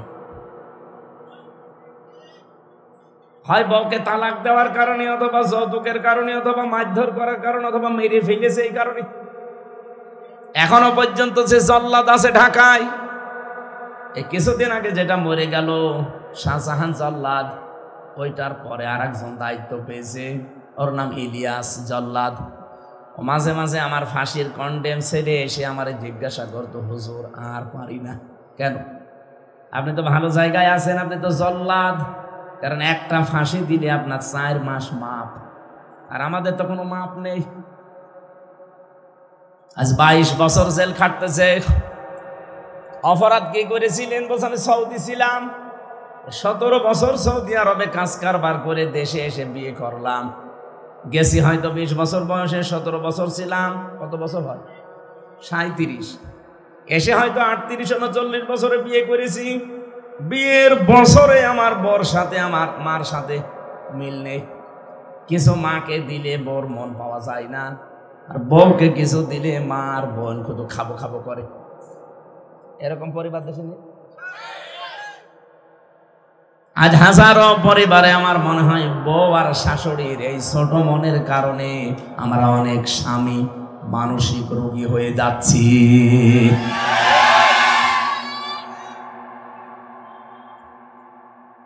আমার মনে হয় চিল্লাচ্ছে যেগুলো এখনো বিয়ে করেনি, বিয়ে করে তো চিল্লাবে। এখনো তো বেড়ার কলে থাকেননি, বেড়ার কলে থাকবে তারপরে তো চিল্লাবে। মা বোনেরা, আমার মনে হয় মেয়েরা এসেছে, সম্মানিত মা বোনেরা, শুধু নামাজ পড়া, রোজা রাখার, কালো বোরকা পরা ইবাদত না। আপনার কারণে যে আপনার স্বামীটা আজ মানসিক রোগী হয়ে যাচ্ছে, টের পাচ্ছেন আপনি? আপনার কথা মতো চলতে গেলে মা বাবার মন পাওয়া যায় না, মা বাবার কথা মতো চলতে গেলে আপনার বিছানায় পাওয়া যায় না। কথা বলেন না কেন? এখন ও লোকটা করবে কি? শেষ পর্যন্ত ধুকে ধুকে ওই পলাশ সাহার মতো নিজের অস্ত্র নিজে মাথায় রেখে মরে যায়। অত মরে গিয়েছে, যাক বেঁচে গেল। মরে গেলে তার বেঁচে যায় না, তা তো যাক গেল, ওর জীবনে আর কিছু নেই। কিন্তু আমরা যে পলাশ সাহা ছিল এএসপি, আমরা এরকম বহু স্বামী আছি, মানসিক যন্ত্রণায় মৃত মানুষের মতো বেঁচে আছি। সম্মানিত মা বোনের রেকর্ড হচ্ছে, সারা দুনিয়া যাচ্ছে। মা বোনদেরকে হাতে পায়ে ধরে বলছি, আমি আপনাদের খুব ভালোবাসি। কিয়ামতের দিন হাজারো মেয়ে লোক জাহান্নামে যাবে শুধুমাত্র এই ছোট মনের কারণে, ছাড় দিতেই পারে না। মা যারা বসে আছে, মা যদি মনে করে আমার ছেলের জন্য, আমার বেটার বউকে আমি একটু হালকা ছাড় দিলাম, কি আসে যায়, শান্তি সুখ যত আপনার ছেলে পায়, একটু আপনার সমস্যা কি? বউ যদি মনে করে না, আমার স্বামী এই 25-30 বছর পর্যন্ত ওর মা বাবাই তোর পেছনে শ্রম দিয়েছে, আমি তো আর ছিলাম না, আমি তো কেবল 3 দিন এসেছি, আমি একটু ছাড় দিয়ে চলি, ও যতদিন মা বাবা আছে অন্তত হক আদায় করুক। একটু যদি মনটা উদার করে নিজের মা বাবার মতো মনে করে ছেড়ে দেয়, পরিবারের জীবনে কোনো স্বামী আলাদা হবে না। চাঁপাইনবাবগঞ্জে আলাদা হওয়ার সিস্টেম নেই না ভাই, ঠিক হচ্ছে না। মা বোনেরা, আশা করছি মনটা একটু ব্রড মাইন্ডের করেন, এই ন্যারো মাইন্ডের হওয়া বাদ দেন। আপনি নিজেও জান্নাতে যেতে পারছেন না, আমাদেরকেও জান্নাতে যাওয়া থেকে বঞ্চিত করছেন। আমার কুষ্টিয়ায় আমি দেখানে, যেমন এখানে ঈদের নামাজ যেখানে পড়ায় প্রায় 11 গ্রামের মানুষ, 11 গ্রামের মানুষ আপনি হিসাব করেন, কম পক্ষে ওখানে মাওলানা এনামুল হক শাফি সাহেব এতদিন ইমাম ছিলেন, উনি মারা যাওয়ার পরে লোকজন আমারে নিয়েছে। 11 গ্রামের আপনি হিসাব করেন কত লোক হতে পারে। এক গ্রামে যদি 1000-1500 মানুষ হয়, এতগুলো মানুষ এক জায়গায়। তো উনি যখন কামেল পাশ করে আসলেন এলাকায়, উনি বললেন যে আমি এলাকায় থাকতে চাই না, আমি চলে যেতে চাই দূরে কোনো জেলায়। লোকজন বলছে বাবাজি কামেল পাশ করে মাওলানা, তখন তো বলতো টাইটেল পাশ করে আসলে আর চলে যাবা মানে। উনি ওই সময় একটা উদাহরণ দিয়েছিলেন ঈদগায় নামাজ পড়াতে, আমার আজও মনে আছে, ভালো করে শুনবেন, কারণ জ্ঞানী মানুষদের এক একটা কথা ওটা পাথর পাহাড়ের চাইতেও ভারী। উনি বললেন দেখেন আমি এলাকায় থাকতে চাই, সেই ছোটবেলা থেকে আপনাদের কাছে আমি কারো ছেলে কারো ছোট ভাই এইভাবে আস্তে আস্তে মানুষ হয়েছি। ছোটবেলায় কেউ আমার ডাকতো এই শাফি এদিকে আয়, ওই শাফি কোথায় বলতো না। আমি এখন টাইটেল পাশ করে কামেল পাশ করে মাওলানা হয়ে এলাকায় আসলাম। ওই আমার বন্ধু বান্ধব যারা আছে, আমার ছোট ভাই, আমার বয়সী যারা, আমার চাচা, আমার দাদা, ওরা তো আর বসবে না যে শাফি সাহেব কামেল পাশ কিনা। ও ঠিক ওই সে 12 বছর আগে যেভাবে ডাকতো ওই শাফি, ওইভাবেই বলবে ওই শাফি। আমি তো সে শাফি আছি, কিন্তু আমার নামের আগে এখন একটা আলেম লেখা আছে, কথা বুঝতেছেন? আর আলেম তো আর যার তার নামের আগে লেখা যায় না। আল উলামা ওয়ারাসাতুল আম্বিয়া, আলেমরা নবীর ওয়ারিস। নবীজি বলেন আমি থাকলে যা করতাম আমার আলেমরা যদি ওইটা করে, ওরা কিন্তু সাধারণ থাকে না, ওরা তখন আমার উত্তরাধিকারী হয়ে যায়। স্থলাভিষিক্ত নায়েবে রাসূল। নবীজিকে কেউ যদি বলে এই মুহাম্মদ, বলতে পারে? বলেন। তাহলে আমি শাফি সাহেবের আগে মাওলানা এনামুল হক শাফি লেখা। আপনি তো আর মনে করবেন না যে আমি কামেল পাশ করে এসেছি, মনে করবেন ওই সে 5-এ পড়তাম গ্রামে সেই শাফি আছি। আপনি বয়সে হয়তো বড় অথবা সমবয়সী, একবারে আপনি আবেগে বলবেন এই শাফি শোন। আপনি আলেমের অসম্মান করে ফেলবেন। আমার নিজের জন্যে না, আপনার জন্যে হলেও আপনাকে আমি বাঁচাতে চাই, এই জন্য আমি এলাকায় থাকবো না, দূরে থাকি, বছরে 2-1 বার আসবো, ওই চলবে। কি বলেছিল আপনি ইঙ্গিত পেয়েছেন? কথা বুঝতেছেন না? বোঝেন? আমি আপনাদেরকে বাঁচাতে চাই, আমাকেও বাঁচাতে চাই। আপনারা তো বাঁচবেন নিজেদেরকে এভাবে উল্টা পাল্টা না ডেকে, আর আমি আমাকে বাঁচাতে চাই। কারণ যখনই আপনি বলবেন যে এই শাফি, তখন আমার মনের ভেতরে একটা অহংকার আসতে পারে, কি আমি টাইটেল পাস আর আমার এই শাফি বলে ডাকছে, ভেতরে একটা অহংকার চলে আসতে পারে। আমি নিজেকেই নিজে বরবাদ করে ফেললাম। আমি নিজেকে এই জন্য বাঁচাতে চাই, আপনাদেরও আমি বাঁচাতে চাই। আমার ভাইরা, আমি যে কথা তুলেছিলাম, আজ আমরা আমাদের মনটা যদি ন্যারো মাইন্ডের না করে ব্রড মাইন্ডের করতে পারতাম, এই স্বামীর যে সম্মান মর্যাদা আপনি তো এখনো টের পাননি যে এই বেটা কি জিনিস। নবীজি বলেন পৃথিবীতে যদি আমি মেয়েদেরকে আল্লাহ বাদে অন্য কাউকে সেজদা দেওয়া জায়েজ থাকতো, মেয়েদের কানের কাছে মুখ নিয়ে বলতাম মেয়েরা আর যাই করো স্বামীর পায়ে সেজদা দাও। কত বড় সম্মান, আল্লাহর পরে তার স্থান। আর আপনি তার মুখে মুখে তর্ক করেন, তার মা বাপ তুলে আপনি গালি দেন। খাদিজাতুল কুবরা রাদিয়াল্লাহু তাআলা আনহার জীবনী পড়েছি, পুরাটা জীবনী আমি কয়েকবার পড়েছি। আমি দেখেছি তার পুরা জীবনে কোনোদিন তিনি 1 ওয়াক্ত নামাজ পড়েননি, একটা রোজা রাখেননি, জীবনে একদিনের জন্য তিনি পর্দায় ছিলেন না, একটা টাকা যাকাত দেননি, জীবনে কোনো দিন একবারের জন্য হজ করেননি। কারণ হচ্ছে এই বিধানগুলো সব নাজিল হয়েছে তার ইন্তেকালের পরে, এই জন্য তিনি করেননি। কিন্তু তার সম্মান দেখেছেন, এই পৃথিবীতে জিন্দা অবস্থায় একজন মানুষকে, একজন মহিলাকে আমার আল্লাহ সালাম দিয়েছিলেন, তার ভেতরে খাদিজা, আর একজনকে দিয়েছিলেন তার নাম হযরতে আসিয়া। হযরতে আসিয়াকে আমার আল্লাহ শুধু সালাম দিয়েছেন, কিন্তু ঘর বানিয়েছেন জান্নাতে আমি পাইনি। আসিয়া চেয়ে নিয়েছিলেন, বলেছিলেন আল্লাহ তুমি আমার জন্য জান্নাতে একটা ঘর বানিয়ে দাও যেখানে বসে বসে তোমারে দেখা যায়। কিন্তু খাদিজাতুল কুবরার জন্য আমার আল্লাহ নিজে জান্নাতে ঘর বানিয়ে সুসংবাদ পাঠিয়েছেন। উনি চেয়ে নিয়েছেন আর এনার জন্য পাঠিয়ে বানিয়ে আল্লাহ পাঠিয়ে দিয়েছেন। মর্যাদা কোথায় আপনি টের পাচ্ছেন? আল্লাহ নিজে সালাম দিয়েছে, জান্নাতে ঘর বানিয়ে পাঠিয়েছে। ওরা জীবনী পড়ে আমি সামারাইজ এইটাই পেয়েছি, একটাই মাত্র কারণ, নামাজ নেই, রোজা নেই, পর্দা নেই, হজ নেই, যাকাত নেই। একটা কারণে আল্লাহ এত খুশি, জীবনে কোনোদিন সাংসারিক যতদিন ছিলেন নবীর সংসারে কোনোদিন বিশ্ব নবীকে একদিনের জন্য তার মনে দুঃখ দেননি, কষ্ট দেননি। আল্লাহ জানে এত খুশি ছিলেন খাদিজার উপরে। আপনি বলেন তো, এখানে আমরা যারা স্বামী আছি, জীবনে কোনোদিন আজ পর্যন্ত বউ আমাকে একদিনের জন্য দুঃখ দেয়নি, এরকম স্বামী আছেন? হাত তোলেন তো দেখে একজন।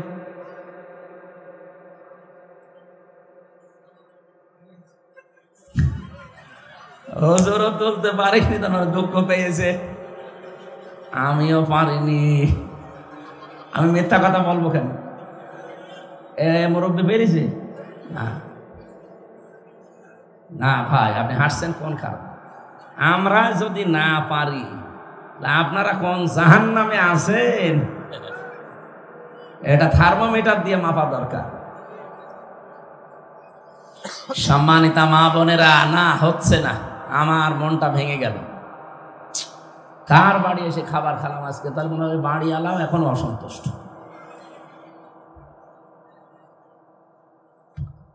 নামাজ পড়েন আপনি, রোজা রাখেন আপনি, বোরকা পরেন, অথচ স্বামীর মনে প্রতিদিন 10 বার করে দুঃখ দিতে আছেন। খাদিজা জীবনে কোনোদিন 1 সেকেন্ডের জন্য স্বামীকে দুঃখ দেয়নি।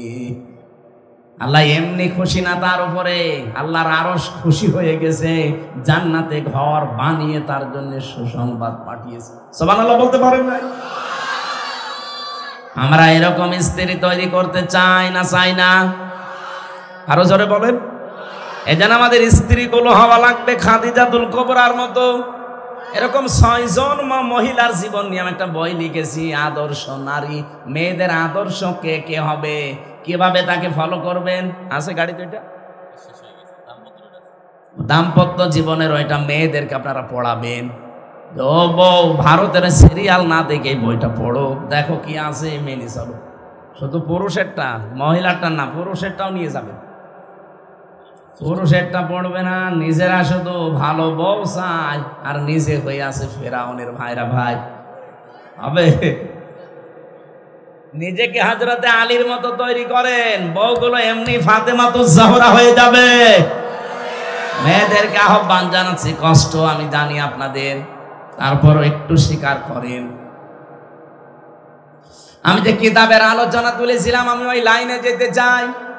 রব্বুল আলামিন কোরআনে কারীমকে কিতাব নামে আখ্যা দিয়েছেন, এই জন্য এই কিতাবের ভেতরে আল্লাহ আলোচনা দিচ্ছেন আমাদের বাবা যিনি ইব্রাহিম। আল্লাহ বলেন কেমন ছিল জানো? ইন্নাহু কানা সিদ্দীকান নাবিয়্যা।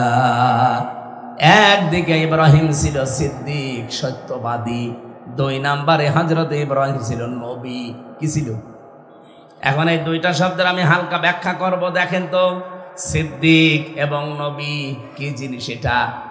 সিদ্দিক মানে সত্যকে সত্য জানার পরে যারা মেনে নেয় তারা আল্লাহর কাছে সিদ্দিক, সত্যবাদী।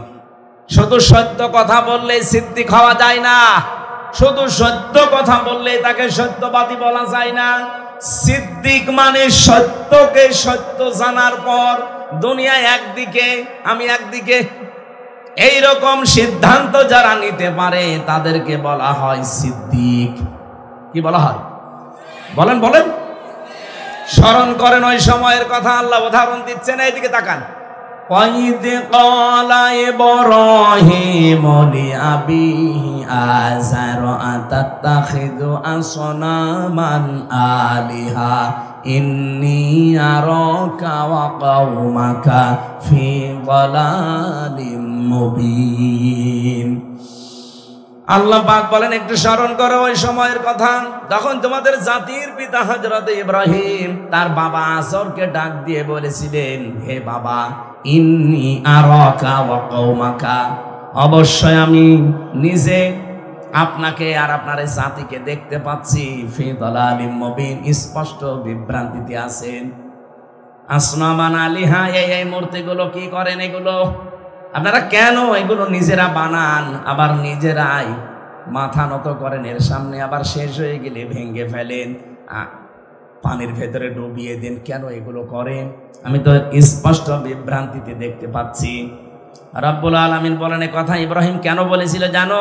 ওয়াকাযালিকা নুরি ইব্রাহিমা মালাকুতাস সামাওয়াতি ওয়াল আরদ ওয়া লিয়াকুনা মিনাল মুকিনিন।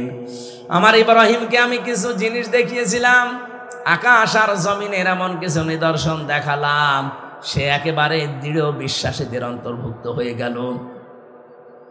আমি যে জিনিসটা এখান থেকে নিয়ে আসতে চাই, একটু পরে 2-1 মিনিট পরে বুঝবেন। ফালাম্মা জান্না আলাইহিল লাইলু রাআ কাওকাবা ক্বালা হাযা রাব্বি ফালাম্মা আফালা ক্বালা লা উহিব্বুল আফিলিন। বলেন আল্লাহু আকবার।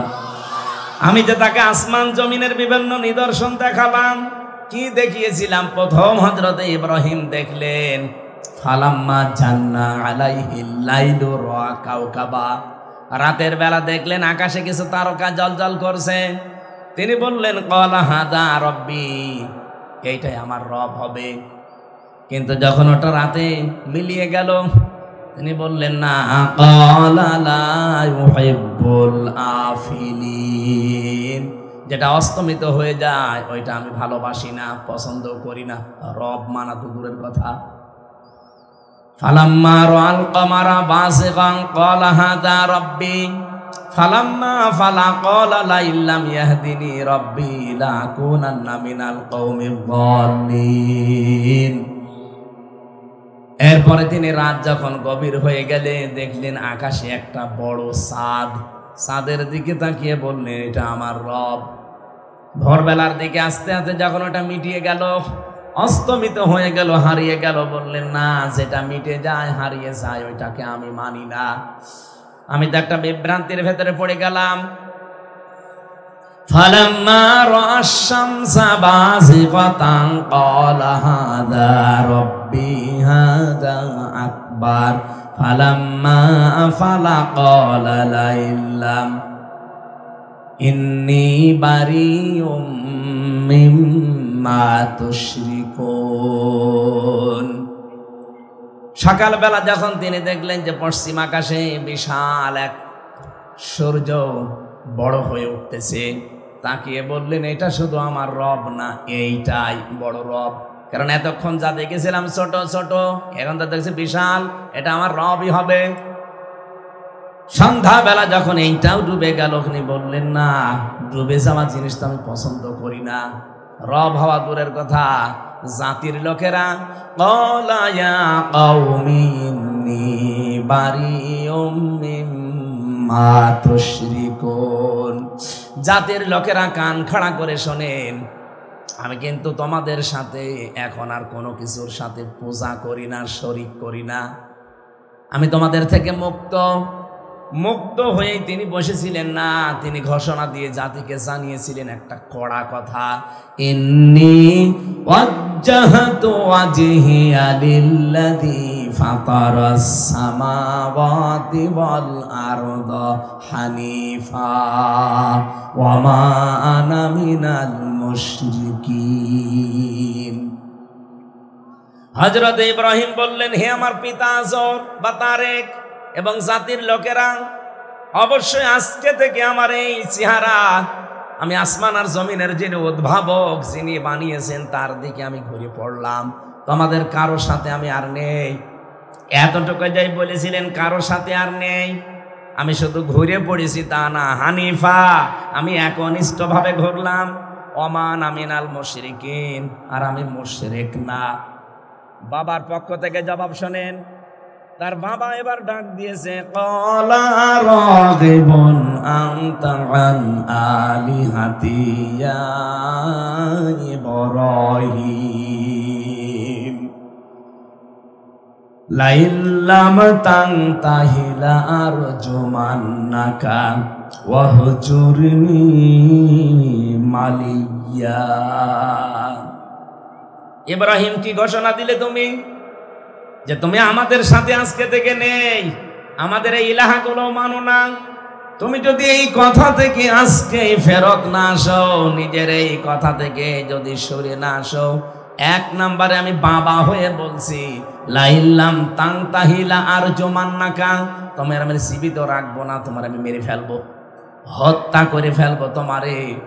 আর আমি যদি এটা না পারি, দ্বিতীয় নম্বর বলেছিলেন, ওয়াহজুরনি মালিয়া, হয়তো সন্তান হিসাবে আমি মায়া মহাব্বত এটা করতে যদি না পারি, আজকে থেকে ঘোষণা দিলাম তুমি আমার কাছে আর থাকবে না, দূর হয়ে যাও, দূরে কোথাও চলে যাও। এরকম কথা বললে আমার কাছে বাবা হিসাবে সন্তানকে আমি রাখি না।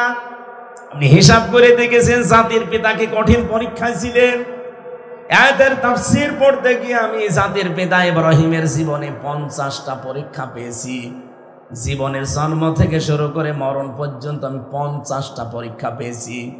তার ইমানের পরীক্ষা ছিল 10টা, তার ভেতরে এটা একটা। পরিবারও ছেড়ে দেওয়া লাগে, ইমানের উপরে টিকে থাকতে গিয়ে অনেক সময় নিজের পরিবারকেও ছেড়ে দেওয়া লাগে, অনেক সময় সমাজকে ছেড়ে দেওয়া লাগে, অনেক সময় অনেক নবী দেশ পর্যন্ত ছেড়েছেন। আর আমাদের ইমানের উপরে টিকে থাকতে গেলে কিছু ছাড়া লাগে না, আরো আত্মীয় স্বজন বাড়ে। 2 নম্বরে তারা আমলের পরীক্ষা আল্লাহ নিয়েছিলেন 30টা। কোরআন শরীফের ভেতরে আপনি পাবেন সূরা মুমিনুনের ভেতরে 10টা, সূরা আহজাবের ভেতরে আছে 10টা, আর সূরা তাওবার ভেতরে আছে 10টা। এই 30টা পরীক্ষা আল্লাহ তার জীবনে নিয়েছিলেন আমলের। 3 10 30, আর ওদিকে 10 ইমানের 40, আর মাথা থেকে পা পর্যন্ত এখানে 10টা পরীক্ষা আছে বডির ভেতরে। এই 50টা পরীক্ষা আমার আল্লাহ তার জীবনে নিয়েছেন। আল্লাহ বলেন প্রত্যেকটা পরীক্ষায় আমার ইব্রাহিম পাশ করে গেছে। হযরত ইব্রাহিম ঘোষণা দিয়েছিলেন, ক্বালা সালামুন আলাইকা সাস্তাগফিরু লাকা রাব্বি ইন্নাহু কানা বি হাফিয়া। একটা একটা করে অনেকগুলো জিনিস তিনি ছাড়লেন। তারপরে তিনি বলেন, ফালাম্মা আফালাম ওয়ালাম ওয়াতাসিলুকুম মা তাদউনা মিন দুনিল্লাহ ওয়া দুউ রাব্বি আসা আল্লাহ আকুনা বিদুআই রাব্বি শাকিয়া। ফালাম্মা আতাসালাহুম মা ইয়াবুদুনা মিন দুনিল্লাহ, এ পর্যন্ত যখন তিনি বলেছিলেন, এখন তো বাংলা না বললে আপনারা আরবি বুঝবেও না। তিনি প্রথম নম্বরেই বললেন, হে আমার বাবা, আপনি আমাকে হয় মেরে ফেলতে চান অথবা দূরে সরিয়ে দিতে চান, আমি আপনার জন্য আল্লাহর পক্ষ থেকে শান্তি কামনা করছি। আল্লাহ যেন আপনাকে শান্তি নিরাপত্তা দেয়, আর আল্লাহ আপনাকে যেন মাফ করে দেয়। আমার আল্লাহ অতি দয়ালু মালিয়া, জোরে বলেন হাফিয়া, জোরে বলেন সুবহানাল্লাহ। 2 নম্বরে তিনি জাতির লোকের কাছে দাঁড়িয়ে বললেন, আজকে থেকে আমি তোমাদের থেকে ইতিজাল মানে বিচ্ছিন্ন হয়ে গেলাম, ছেড়ে দিলাম তোমাদেরকে। আল্লাহ বাদে যাদের ইবাদত তোমরা করো তাদের সাথে আমি আর নেই। ওয়াদউ রাব্বি, আজকে থেকে শুধুমাত্র আমি ডাকতে থাকবো আমার রবকে। ওয়ালা হাসা আল্লাহ কোনা বিদুআই রাব্বি শাকিয়া, আমার আশা যে আমার আল্লাহ কোনোদিন আমার ডাক না শুনে পারবেন না, কোনোদিন তিনি আমাকে হতভাগ্য করবেন না। ফালাম্মা তাসালাহুম মা ইয়াবুদুনা মিন দুনিল্লাহ, এই মুহূর্তে যখন তিনি সবকিছু থেকে নিজেকে পৃথক করে একেবারে একা একা দাঁড়িয়ে গেছেন, কেউ নেই তার সাথে, তার বাবা নিজে তার শত্রু, আগুনে ফেলার সময় তার বাবা নিজে সাহায্য করছে, এরকম কঠিন মুহূর্তে হযরত ইব্রাহিম নবী আলাইহিস সালাম যখন দাঁড়িয়ে আছেন একা একা, আমার আল্লাহ ঠিক তখন তাকে নিয়ামত একটার পরে একটা দেওয়া আরম্ভ করলেন। তার মানে আমরা যদি জাতির পিতার সন্তান দাবি করি, বঙ্গবন্ধুর না, ইব্রাহিমের, কার? আমরা যদি ইব্রাহিম নবীর সন্তান দাবি করে থাকি যে আমরা ইব্রাহিমের সন্তান, আপনি ইমানের সাথে রিলেটেড যেগুলো আঁকড়িয়ে ধরবেন, ইমানের সাথে যেগুলো মিশে না ওগুলো যখন ছেড়ে দেওয়ার সিদ্ধান্ত নেবেন, আপনি দেখবেন আমার আল্লাহ ইব্রাহিমকে যেভাবে একটা একটা নিয়ামত দিয়েছে, আপনাকেও জীবনে আল্লাহ দেওয়া আরম্ভ করবে। কে দিয়েছিলেন তাকে? ওয়াহাবনা লাহু ইসহাক ওয়া ইয়াকুব, ইসহাককে দিয়েছিলেন, ইয়াকুবকে দিয়েছিলেন, তার বংশের ভেতরে কল্যাণ জাআলনা নাবিয়্যা। আর তিনি জানতেন যে প্রত্যেককে আমার আল্লাহ নবী বানাচ্ছেন। আমি যেহেতু সিদ্দিকের ব্যাখ্যা করার জন্য পর্যন্ত এসেছিলাম, এবার আমি পেয়ে গেছি। আপনি বলছেন আমাদের জাতির পিতা ইব্রাহিম আমার আল্লাহকে তিনি খোঁজ করছিলেন, কেউ তাকে দেখিয়ে দেয়নি, তিনি খোঁজ করে করে যখন পেয়ে গেলেন সত্যটা, এই সত্যকে সত্য জানার পরে দুনিয়ার কত কিছু তার ছাড় দেওয়া লেগেছে বলেন। আর আমাদের চোখে আঙ্গুল দিয়ে দেখিয়ে দিলেও সত্যকে সত্য জানার পর আমরা মানতে চাই না। আমার কথা আপনি বুঝেছেন কিনা জানি না। জাতির পিতা সত্যকে অনুসন্ধান করছিলেন, খুঁজতেছিলেন, খুঁজতে খুঁজতে খুঁজতে যখন পেয়ে গেলেন, পেয়ে যাওয়ার পরে এমন ভাবে আঁকড়িয়ে ধরলেন, বললেন হানিফা, আমি একনিষ্ঠ ভাবে, ওয়ামান আমিনাল মুশরিকিন, আমি মুশরিক না। এই ঘোষণা দেওয়ার পরে কত কিছু তার উপরে এসেছে দেখেছিলেন, যে বাবা পর্যন্ত বলছে তোরে মেরে ফেলবো। আজও আমাদের দেশে যারা আমাদের অভিভাবক, সত্যের উপরে টিকে থাকতে গিয়ে আজ আমরা তাদের পক্ষ থেকে হুমকি ধামকি পাচ্ছি। নাম ধরা লাগবে। এতদিন যাদেরকে অভিভাবক মনে করতাম, দায়িত্বশীল মনে করতাম, ইমানের উপরে আজ টিকে থাকতে গিয়ে এই দেশের শত্রু, ইসলামের শত্রু, আল্লাহর ঘর মসজিদ যারা ভেঙে ফেলে, তাদের বিরুদ্ধে কথা বলতে গিয়ে দেখি এখন এই অভিভাবকরা আমাদের গালি দিচ্ছে। আপনারা চেতনার কথা বলতে বলতে চলে যান শুধু ৭১, শুধু ৫২, শুধু ৪৭, কেন ২৪ বলা যায় না? ২৪ও তো একটা চেতনা। ২৭৩২ জন মানুষ জীবন দিল, লাখের ওপরে মানুষ হাসপাতালে কাতরাচ্ছে। এই চেতনা সামনে নিয়ে আসেন না, শুধু নিয়ে আসেন ৭১, শুধু ৫২, শুধু ৪৭। কেন আপনি বলবেন এই কথা? ৪৭-এর সাথে ৫২-র সাথে ৭১-এর সাথে অন্তত আমার যে বয়স, আমার এখন ৩৩ বছর, আমার তো ওই বয়সের কোনো সম্পর্কই নেই। আমি ৪৭-এও ছিলাম না, ৫২-তেও ছিলাম না, ৭১-এও ছিলাম না, আমি ছিলাম ২৪-এ। এই দেশ যদি এখন চলে ২৪-এর চেতনায় চলবে। যারা দালালি করছেন জাতির কাছে গাদ্দার হিসাবে প্রমাণিত হবে। আগামীতে দেশ চলবে কোন চেতনায়? ২৪। জোরে বলেন। এই চেতনা থেকে আজ যারা দূরে সরে গেছেন বিভিন্ন হাদিয়া তৌফা পেয়ে, এই জন্য এই দেশে অরাজকতা চলছে। জাতির কাছে অলরেডি আপনারা গাদ্দার হয়ে গেছেন, দালাল হিসাবে পরিণত হয়ে গেছেন। থামেন। নিজেদের জীবনেও স্যাক্রিফাইস কম ছিল না, অনেক কিছু ছাড় দিয়েছেন, আপনারাও মাসলুম, কিন্তু মজলুম হয়ে এখন আবার নিজেরাই জালেম হয়েছেন না। হয়তো 2 বছর 5 বছর খাবেন, এরপরে ওরা 15 বছর খেয়ে যদি টিকে থাকতে না পারে, আপনি 5 বছর আরামে খেয়ে কি করবেন? 5 বছর পরে আপনার বাড়ি ঘরও শ্মশান হয়ে যাবে। আমরা চাই না আপনার বাড়ি শ্মশান হোক। যাদের অভিভাবক মনে করি তারা এখন আমাদের গালি দেয়, আমরা নাকি ধর্ম ব্যবসায়ী। কোন কারণে এই রক্ত পিচ্ছিল পথে আমার আসা দরকার? আমার বাবার শ্বাস, আমার শ্বাস, আমি যদি মরণ পর্যন্ত শুধু নাকে তেল দিয়ে ঘুমিয়ে খাই, আমার জীবন শেষ হয়ে যাবে, কিচ্ছু হবে না, কিচ্ছু করা লাগবে না। বাধ্য হয়ে এই রাস্তায় আসা লাগে, কারণ আমি দেখতে পাচ্ছি দেশ পর্যন্ত বিক্রি হওয়ার ষড়যন্ত্র চলছে। আমি ঘরে বসে থেকে কি করব? ঘরও থাকবে, দেশ বিক্রি হয়ে গেল, ঘর তো বিক্রি হয়ে যাবে। ইব্রাহিম নবী যা যা ফেস করেছিল, আজ ইব্রাহিমের সন্তানরা আমরা তাই তাই ফেস করছি। এত ভালোবাসতাম, এত মহব্বত করতাম, এত ভালো মনে করতাম যে উপরে, আর তারা এখন শালি তুলতেই 47, তুললেই 52, তুললেই 71, কথা তুললে 47, 52, 71-এর না, কথা তুললে আমার বয়সের সাথে তোলেন 24-এর চেতনার কথা বলবেন। কারণ আগামী জুন মাসের 10 তারিখে জুলাই ঘোষণাপত্র দেওয়া লাগবে, আর এটা দেওয়ার ওয়াদা অলরেডি অন্তর্বর্তীকালীন সরকারে যারা আছে তারা দিয়েছে। জাতির সাথে তামাশা না করে 10 তারিখ ওটা দিয়ে দিন, ওইটা দিয়ে দেবেন, ওই অনুযায়ী দেশ চলবে। তখন এই অটোমেটিক যে চপ্পু মিয়া আছে, চপ্পু মিয়া অটোমেটিক বাতিল হয়ে যাবে, কারণ সংবিধান বাতিল হয়ে গেলে চপ্পু শেষ। তখন 24-এর চেতনায় দেশ চললে, এই 9 মাসে যেভাবে দেশটা দাঁড়িয়ে গেছে, 5 বছরে দেশ মালয়েশিয়ার উপরে চলে যাবে। আরে ভাই, আমি তো সারা বিশ্বের মানচিত্র বাস্তবতা তো বুঝি, আমি তো আন্দাজে বলছি না, দেখে এসেছি। মালয়েশিয়া দাঁড়িয়ে গেছে 2004 সালের পর থেকে, সিঙ্গাপুর দাঁড়িয়ে গেছে 2004 সালের পর থেকে। তারা মাছ বিক্রি করে খায়।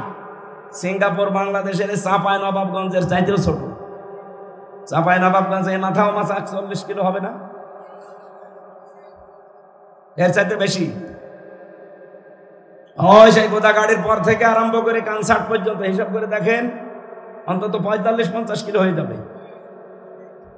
অথচ সিঙ্গাপুর এদিকে ওদিকে মাত্র 42 কিলো, চারিদিকে সাগর, কিচ্ছু নেই ওই দেশে, শুধু পাথর, চারিদিকে সাগর আর মাঝখানে শুধু পাথর। এর উপরে যদি দেশটা ওরা মাছ বিক্রি করে খেত, 21-22 বছরে দাঁড়িয়ে গেছে, আমরা দাঁড়াতে পারি না 54 বছরে। দাঁড়াবো কি করি? বরণের লুঙ্গি পর্যন্ত চুরি হয়ে যায়। বঙ্গবন্ধু কি চুরি হয়েছিল? কম। এত চোর থাকলে হয় না। আমরা যখন নেমেছি জাতির পিতা ইব্রাহিমের সন্তান হিসাবে, আশা করছি অনেক কিছু পরীক্ষা সামনে আসতেছে। উনি নিজে খুঁজে খুঁজে অনুসন্ধান করে করে তখন আল্লাহকে পেয়েছেন। সত্যকে সত্য জানার পরে উনি মেনে নিয়েছেন। ওনাকে আল্লাহ বলেন তুমি সিদ্দিক। আর আমাদের চোখে আঙ্গুল দিয়ে দেখিয়ে দেওয়া হচ্ছে যে এটা সত্যের পথ, এটা দেশের পথ, এটা মানবতার পথ।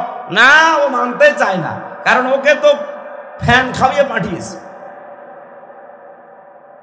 তিনি 2 নম্বরে ছিলেন। তাহলে সত্যকে সত্য জানার পরে যারা দ্বিধাহীন চিত্তে প্রশ্ন ছাড়া মেনে নেবেন, এই মানুষগুলো কিয়ামতের দিন সিদ্দিকে আকবর আবু বকরের সাথে উঠবেন। হযরতে আবু বকর, তিনি শুধু আবু বকর ছিলেন, কিন্তু যখনই নবীজির মেরাজের এই কাহিনী বিশ্বাস করার পরে তিনি বললেন, হে নবী, আপনি যদি বলেন সারা জীবন নদীর পানি মহানন্দ এদিকে চলছে এদিকে চলছে, হঠাৎ মহানন্দর পানি এমনি উঠতেছে, আমি তাই বিশ্বাস করব? নবীজি বললেন, ও আবু বকর, তুমি এত বড় কঠিন বিষয় বিশ্বাস করে নিলে প্রশ্ন ছাড়া, তোমাকে তো আমি আজকে খালি হাতে ফেরত দিতে পারি না। আজকে থেকে তোমার নাম আমি একটা লকব লাগিয়ে দিলাম, তুমি আবু বকর না, তুমি আবু বকর সিদ্দিক। এই জন্য সত্যকে সত্য জানার পরে যারা প্রশ্ন ছাড়া দ্বিধাহীন চিত্তে মেনে নেবেন, কিয়ামতের দিন তারা উঠতে পারবেন সিদ্দিকে আকবর। এবং আমাদের বাবা, যিনি জাতির বাবা, হযরতে ইব্রাহিম, তিনি সিদ্দিক, তার সাথে বলেন সুবহানাল্লাহ। 2 নম্বরে ইব্রাহিম নবী ছিলেন নাবিয়া। নাবিয়া মানে নবী শব্দের শাব্দিক অর্থ হচ্ছে সংবাদ বাহক। নবীটা নাবা থেকে এসেছে। নাবা শব্দটার বাংলা অর্থ হচ্ছে ব্রেকিং নিউজ। আপনি এই নিউজ শব্দটা ইংরেজি থেকে আপনি লিখতে আরম্ভ করেন, দেখেন NEWS নিউজ। এন দিয়ে যদি নর্থ ধরেন, ই দিয়ে যদি ইস্ট ধরেন, ডাব্লু দিয়ে যদি ওয়েস্ট ধরেন, আর এস দিয়ে যদি সাউথ ধরেন, তাহলে তামাম দুনিয়া আর কিছু বাকি থাকে? বলেন না কেন? আল্লাহ পাক বলেন, নবী ইব্রাহিম তামাম পৃথিবীর সব আমি আল্লাহ খবর তার কাছে দিয়েছিলাম। ওই যে ওয়াকাযালিকা নুরি ইব্রাহিম, আমি ইব্রাহিমকে দেখিয়েছিলাম মালাকুতাস সামাওয়াতি ওয়াল আরদ, আসমান আর জমিন পরিব্যাপ্ত যত নিদর্শন সব তাকে দেখিয়েছিলাম। এই নিদর্শনগুলো সে দেখে দেখে আমি আল্লাহকে শেষ পর্যন্ত খুঁজে পেয়ে গেছে। ও জাতির লোকেরা, নবী যে সংবাদ আমাদের কাছে নিয়ে এসেছেন, উনি তো আমাদের জাতির পিতা ছিলেন ইব্রাহিম, আর আমরা যাকে মানি উনি জাতির পিতারও পিতা। যদি আমাদের মুহাম্মদ রাসূলুল্লাহকে ইব্রাহিমের সন্তান বলা হয়, কিন্তু সন্তানের দায়িত্ব, তার মর্যাদা, সম্মান এত বেশি আল্লাহ দিয়েছেন। ইব্রাহিমকে তো শুধু সিরিয়ার জন্য পাঠিয়েছিলেন নবী হিসাবে, আর আমাদের নবী মুহাম্মদ রাসূলুল্লাহকে সিরিয়া না, শুধুমাত্র আমেরিকা না, সৌদি আরব না, তামাম দুনিয়ার জন্য সংবাদ বাহক করে পাঠিয়েছেন। বলেন সুবহানাল্লাহ। আলোচনার বিষয় আমি যেহেতু ইব্রাহিমের জীবন থেকে আরম্ভ করব বলেছিলাম, যে ইব্রাহিম এই যে ছুরি চালিয়ে পশু জবাই করার নিয়মটা তার কাছ থেকে পেয়েছি। এর আগে এই নিয়ম ছিল না। গভীর ষড়যন্ত্র চলছে অলরেডি বাংলাদেশ নিয়ে। এই আগস্টের 5 তারিখের পর থেকে এই মে মাসের 23 তারিখ পর্যন্ত প্রায় 28টা কুলো তৈরি করেছে ওখানে বসে বসে।